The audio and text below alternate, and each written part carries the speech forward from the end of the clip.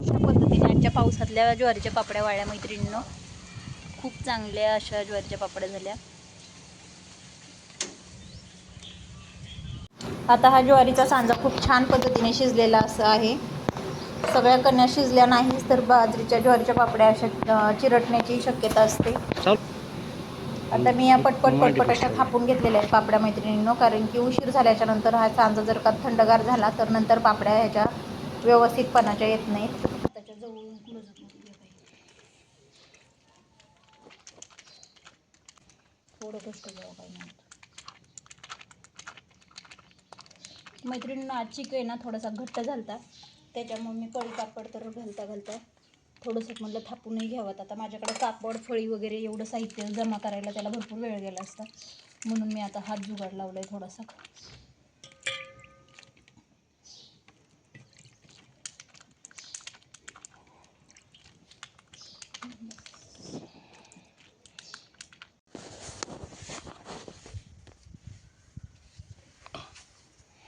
मी जसं लागल तसं मोठ्या पातेलीतून छोट्या पातेल्यात ज्वारीचा सांजा घेतलेला आहे, कारण की एक सोबत जर का पातेलं खाली उतरवलं तर जास्त गार होण्याची शक्यता असतात.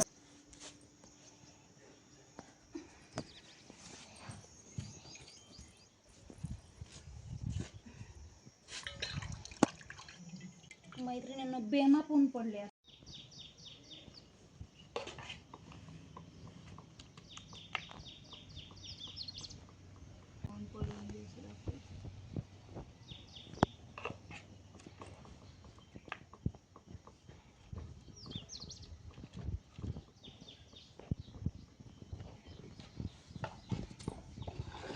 मी काही पळी पापड टाकून घेतले आणि काही थापून पापड्या केल्या मैत्रिणींनो.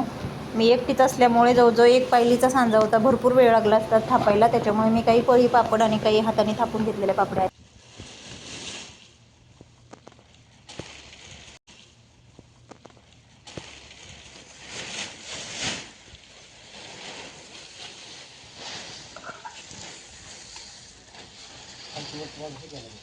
ह्या अशा पद्धतीने माझ्या पापड्या आज सगळ्या घालून झाल्या होत्या, पण एवढं ऊन पडलं होतं आज मैत्रिणींनो, खूपच उशीर झाला. जवळजवळ मला आज 11:30 वाजले, पण झाल्या. आता हे असे भांडे वगैरे पडलेले घासायला, ते पटकन घासून आवरते. तर आजचा व्हिडिओ हा कसा वाटला ते नक्की कमेंटमध्ये सांगा आणि अशाच उन्हाळ्याचे नवनवीन व्हिडिओ पहा. Bye bye. तर माझा आजचा हा दिवस असा होता. आता मला गव्हाच्या चिकाची मला तयारी करायची होती, म्हणून मी गहू पाण्यातून बाहेर काढत होते. तर आजचा व्हिडिओ हा ज्वारीच्या पापड्यांचा कसा वाटला ते नक्की सांगा आणि पारंपरिक रेसिपी पाहण्यासाठी आपल्या व्हिडिओला चॅनलला शेअर सबस्क्राईब लाईक जरूर करा. तर भेटूया उद्या नवीन एका रेसिपीसोबत. Bye bye. चांगले भिजलेत मैत्रिणींनो, एकदम असे छान भिजलेत गहू.